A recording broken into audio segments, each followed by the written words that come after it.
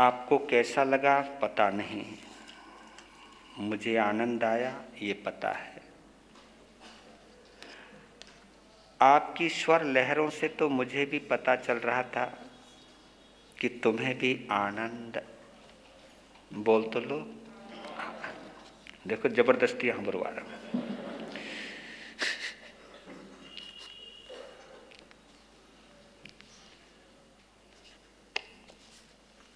ये अद्भुत है। बेशक तुम्हें बोलते वक्त कुछ भी समझ में ना आ रहा हो,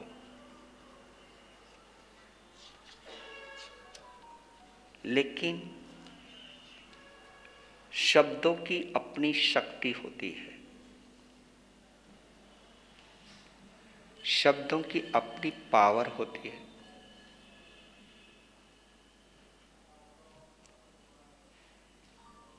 बस इतना अंतर पड़ता है कि अगर हमें ये भाषा आती है तो ये हृदयंगम होती जाती है। ये भाषा नहीं आती है तो भी इसका प्रभाव अक्षुण्ण रहता है। जैसे हम किसी को मंगल पाठ सुनाते हैं, बेशक वो मंगल पाठ जब सुनाते उसे पता ना हो, लेकिन मंगल पाठ सुनते सुनते कई सही हो जाते, क्योंकि शब्द शक्ति कानों के जरिए आत्म प्रदेशों को तो छूती ही है ना। डॉक्टर जो स्क्रिप्ट लिखता है तुम्हें पढ़ना नहीं आता है। कभी कभी लोगों को दवाई का नाम पढ़ना नहीं आता। डॉक्टर ने ये कहा कि ये दवाई ले जा और ये खा ले, वो दवाई लाया और खा ली और ठीक हो गया। तो हम ये कोई कह सकते कि भाई उसको दवाई का नाम पढ़ना नहीं आता तो उसका असर नहीं होएगा। तो हम डॉक्टर है ना, बता रहे ये दवाई है, मेडिसिन, इससे जन्म मरण का रोग मिटता है।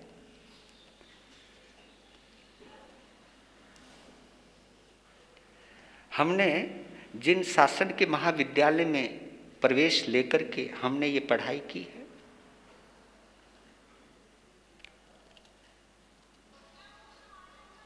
बोलो जी,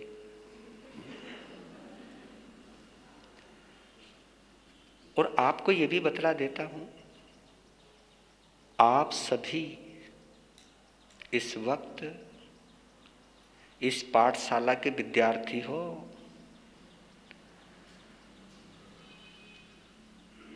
जब बच्चा पहली कक्षा में दाखिला लेता है उसे कुछ नहीं आता, हाँ, लेकिन उस कक्षा का वो विद्यार्थी बनने का हक प्राप्त कर लेता है केवल दाखिला लेने मात्र से। और दूसरी बात और बताता हूं कि इस क्लास में लगातार आते रहोगे तो कुछ ना कुछ समझ में आना शुरू हो जाएगा, और समझ में अगर आना शुरू हो गया तो फिर भाषा का बंधन खत्म हो जाता है, भाव के क्षेत्र में प्रवेश हो जाता है। फीलिंग्स का एक एरिया होता है, उसमें एक बार आपका प्रवेश हो जाए। हमारे यहाँ पर भावों की बड़ी उच्चता है, और इस उच्चता को लाने के लिए आपको यहाँ बुलाया जाता है। लीजिए, 36वें अध्ययन का नाम है जीवा जीव विभक्ति।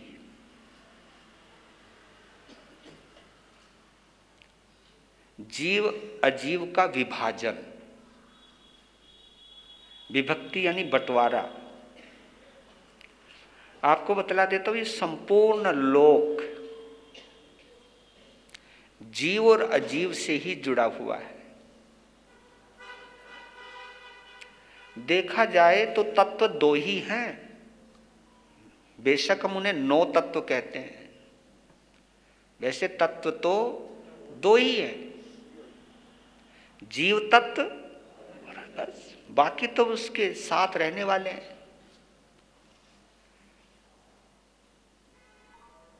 ये पूरा संसार दो ही तत्वों से जुड़ा हुआ, या तो जीव से या अजीव से, बस। ये पुण्य है, पाप है, बंध है, संवर है, निर्जरा है, मोक्ष है, ये जो भी है ये सब जीव की वजह से तो हैं। इस वक्त भी हम जीव और अजीव के साथ ही जुड़े हुए हैं। शरीर हमारा अजीव है, इसको अजीव कह सकते हैं। पुद्गल है, पुद्गल है, पुद्गल अजीव में ही आता है। कर्म भी अजीव है, उसको भी अजीव में ही गिनता है। कर्म भी जीव वाला नहीं है, कर्म भी अजीव है। पुद्गल जो होता है वो अजीव के अंदर आ जाता है। इस शरीर को, शरीर की वजह से जिंदा शरीर नहीं है, शरीर के अंदर एक जीव है जिसको हम आत्मा कहते हैं।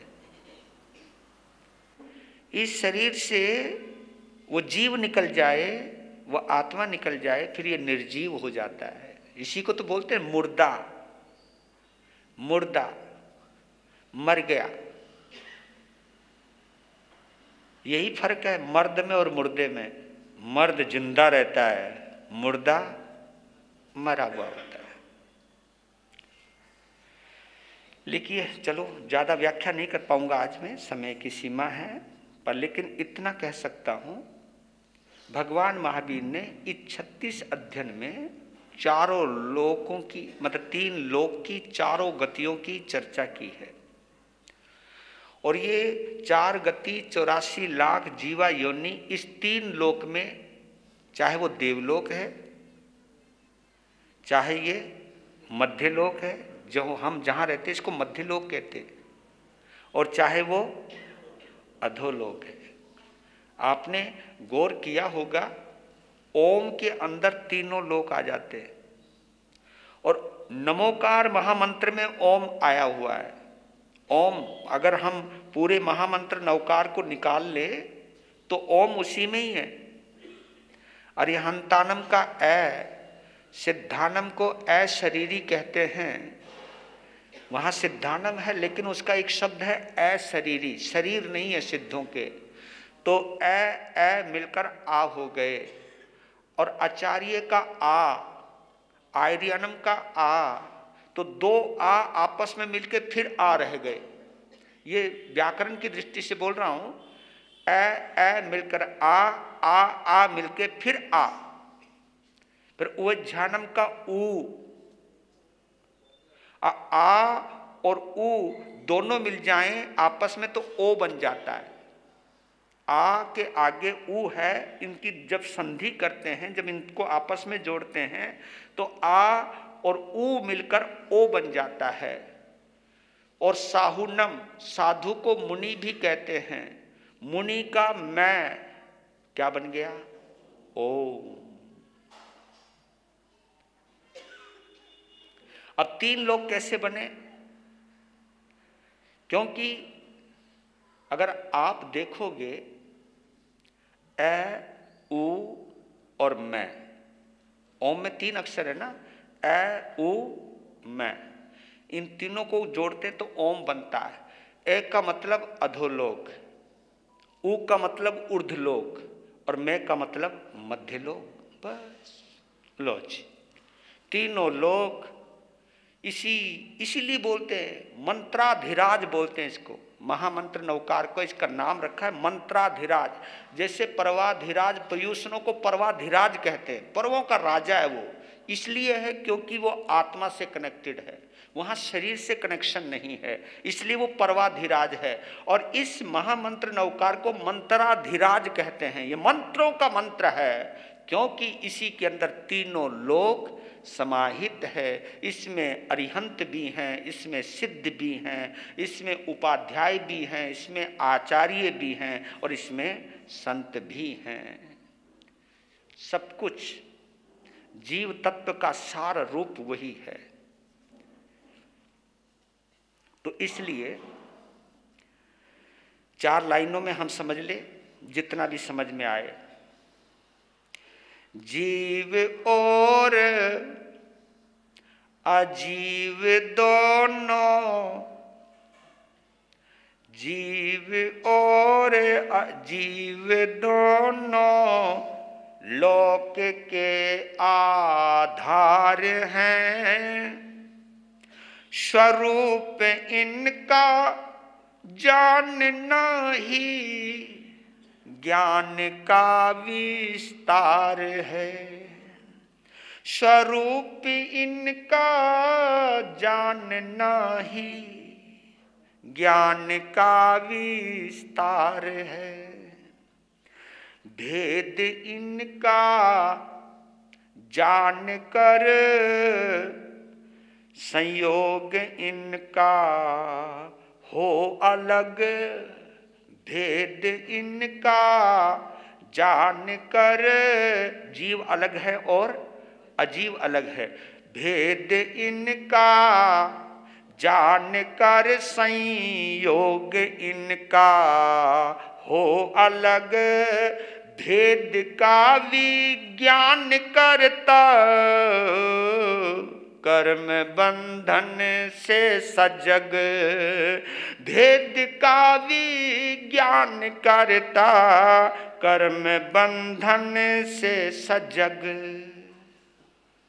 देखा जाए तो ये 4 लाइनों में समझ लो तो पूरा 36वें अध्ययन का सार है, लेकिन समय नहीं है मेरे पास, नहीं तो इस 36वें अध्ययन के आधार पर चारों गति 84 लाख जीवा योनि किसकी कितनी उम्र है, कितना किसका आयुष्य है, कितनी किसकी अवगाहना है और कितने प्रकार के जीव हैं, एकेंद्रीय से लेकर के पंचेंद्रीय तक जीव किस प्रकार हैं, संसारी और सिद्ध किस प्रकार के जीव होते हैं, क्योंकि जीव के 2 ही भेद हैं, या तो संसारी है या सिद्ध है, 2 ही भेद माने जाते हैं। तो इस प्रकार और इसी के अंदर पूरा इस दुनिया में भटकने वाले लोगों का पूरा बायोडाटा इसके अंदर समाहित है। पूरा बायोडाटा कि नरक में कौन जाता है, त्रियंच में कौन जाता है, उनकी स्थिति कितनी होती है, उनकी काय स्थिति कितनी, भव स्थिति कितनी, उनका स्वरूप कितना, उनके भेद प्रभेद कितना, पर्याप्त है पर्याप्त, सूक्ष्म बादर,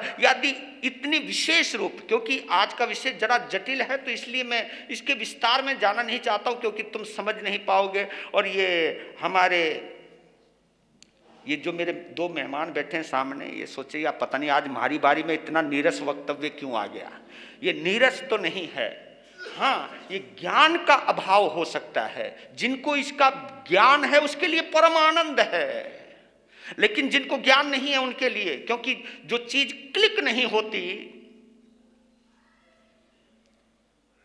तो फिर वो स्किप हो जाती है, और जब स्किप हो जाती है तो आदमी टूट जाता है। बैठने को बैठा रहेगा, मजा नहीं आया तो सो जाएगा, तो कोई बात नहीं। तो ये है कि जीव और अजीव दोनों ही इस लोक का आधार है, इस लोक का आधार है, क्योंकि 2 ही शब्द हैं, एक लोक और एक अलोक। लोक में ये 6 द्रव्य अगर आपने कभी पढ़े हों, वो भी एक विशेष व्याख्या है। धर्मास्तिकाय, अधर्मास्तिकाय, आकाशास्तिकाय, पुद्गलास्तिकाय, जीवास्तिकाय और काल, ये 6 द्रव्य बतलाए हैं। 6 द्रव्यों के अंदर एक जीव है और बाकी अजीव हैं। आपको ये भी बतला देता हूँ, धर्मास्तिकाय, अधर्मास्तिकाय और आकाशास्तिकाय, इनका लोक में क्या स्वरूप है। जो हम चलते हैं, आप ये मत समझना कि हम अपनी मर्जी से चलते हैं, हम किसी की इजाजत से चलते हैं। यहाँ सब कुछ बंधा हुआ है, बंधा हुआ है। जो हम चलते हैं वो धर्मास्तिक काय कहलाता। वो धर्मास्तिक काय एक ऐसा द्रव्य है जिसकी वजह से हम चलते हैं। ये श्वास भी अगर चल रहे हैं, कदम भी अगर चल रहे हैं, तो सब धर्मास्तिक काय के अंतर्गत है। वो धर्मास्तिक काय नियंत्रण है, और वो अरूपी है, वो दिखाई नहीं देता है। एक ऐसी पावर जिसके बलबूते के ऊपर हम चलते हैं फिरते हैं। जो चलना है वो धर्मास्तिक काय का विषय है, उस धर्मास्तिक काय का गुण है। और जो हम रुकते हैं, चलते चलते एकदम हम रुक जाते हैं, ये रुकना जो है वह अधर्मास्तिकाय है। अधर्मास्तिकाय की वजह से हम चलते चलते रुक जाते हैं। और इनके लक्षण भी बतलाए, धर्मास्तिकाय का एक लक्षण बतलाया। जैसे मछली जो होती है वो पानी की वजह से चलती है ना। पानी जो है मछली के चलन में सहायक है। वो अधर्मास्तिकाय का मतलब उदाहरण दिया, जैसे पंछी को छाया का आधार, ऐसे शब्द बोले गए हैं। आदमी जब थक जाता है, थकावट आ जाती है, पसीने से चूर चूर हो जाता है, प्यास लगने लग जाती है, दी घबराने लगता है, तो सामने एक पेड़ नजर आता है, तो पेड़ को देखते ही वो सोचता है या थोड़ी देर यहां रुक जाऊं। तो पेड़ जो है उसके रुकने का आधार बन गया, धूप से बचने का आधार बन गया, थकावट मिटाने का आधार बन गया। ऐसे ये जीवन के अंदर धर्मास्तिकाय। एक है आकाशास्तिकाय, जो हम रह रहे हैं आकाश के नीचे। आकाश हमें अवकाश देता है, आकाश हमें अवकाश देता है। ये देखिए, दीवार में किले का उदाहरण दिया गया है। दीवार दिखाई देती है ऐसे कि ये इतनी ठोस दीवार है, इसमें कुछ नहीं जा सकता, लेकिन उसके अंदर भी अवकाश है, उसके अंदर भी जगह है। जो कील ठोक देते हो, कील अंदर चली जाती है, बिना वैसे चली जाएगी, वहां पर भी आकाश है। यानी कील को भी अंदर ले लिया है दीवार ने। पत्थर से पत्थर के अंदर भी छेद हो जाता है, तो जो छेद हो जाता है उसके अंदर कील तक चली जाती है, तो वहां भी आकाश है। उसकी वजह से वो चीज जाती है। और पुद्गलास्तिकाय, ये जितना भी पुद्गल है, वर्ण रस गंध स्पर्श, ये सब पुद्गल में आते हैं। और इनको रूपी अजीव कहते हैं, क्योंकि जो मैंने बोला था धर्मास्तिकाय आकाशास्तिकाय, ये अरूपी है। इसमें काल भी और जीव, ये भी दोनों अरूपी माने जाते हैं, दिखाई नहीं देते। ये दिखाई नहीं देते, समय भी दिखाई नहीं देता, उसको भी अरूपी में गिना जाएगा, वो दिखाई नहीं देता। हमारा जीव आत्मा भी किसी को दिखाई नहीं देता, उसका कोई रूप नहीं है, आत्मा का कोई रूप नहीं है। तो ये इनको पर, लेकिन वो जीव में आता है, वो जीव में आएगा। लेकिन काल हो गया, पुद्गल हो गया, धर्मास्तिकाय, अधर्मास्तिकाय, आकाशास्ति, ये 5 द्रव्य ऐसे जो निर्जीव अजीव माने जाते हैं। पुद्गल भी शब्द रस गंध स्पर्श जो भी है, जो उसका जो है, वो पुद्गल जितने भी हैं उनको अजीव के रूप में वर्ण रस गंध स्पर्श जो भी माना गया है, वो ठीक है कि जीव के सहयोग से, जैसे यूं तो हम भी जीव हैं, लेकिन देखा जाए अगर हम उस दृष्टि से चले जाओगे, पुद्गल की दृष्टि से चले जाओगे, तो हम भी निर्जीव हैं। हम जो जोड़ हैं, जीव और अजीव दोनों का जोड़ है, पुद्गल और द्रव्य का जोड़ माना जाता है हमको जो माना गया है। तो इसके अंदर दोनों ही चीजें समाहित हैं। मेरे कहने का भाव है, इस चीज को जो समझ लेता है, गति आगति, गति चलने को, आगति हम कहाँ से आ रहे हैं, कहाँ हम जाएंगे, ये हम सब समझ सकते हैं। क्योंकि जन्म भी है, पुनर्जन्म भी है और पूर्व जन्म भी है। पहला भी जन्म है, ये भी जन्म है और अगला भी जन्म है। हम जो बीच में बैठे हुए हैं, इसका कनेक्शन अतीत से भी है और इसका कनेक्शन आने वाले समय से भी है। हमारा वर्तमान, जो ये मनुष्य भव है, वर्तमान है हमारा। लेकिन इसको सोच करके ये मत सोचना कि ये वर्तमान ही वर्तमान है। कई लोग मानते हैं कि बस ये 5 द्रव्यों, ये 5 तत्व का बना है जीव, ये खत्म हो जाएगा तो जीव खत्म। कई ऐसे नास्तिक लोग भी ऐसे होते हैं जो पूर्व जन्म और पुनर्जन्म को नहीं मानते हैं। लेकिन भगवान महावीर पूर्व जन्म को भी मानते हैं और पुनर्जन्म को भी मानते हैं। क्योंकि अगर हम पूर्व जन्म को ना माने, पुनर्जन्म को ना माने, फिर तो नरक स्वर्ग देव गति मनुष्य गति ये सब की सत्ता ही खत्म हो जाएगी ना। तो इस भगवान महावीर ने अपने ज्ञान में, और यही बोला है, स्वरूप इनका जानना ही ज्ञान का विस्तार है।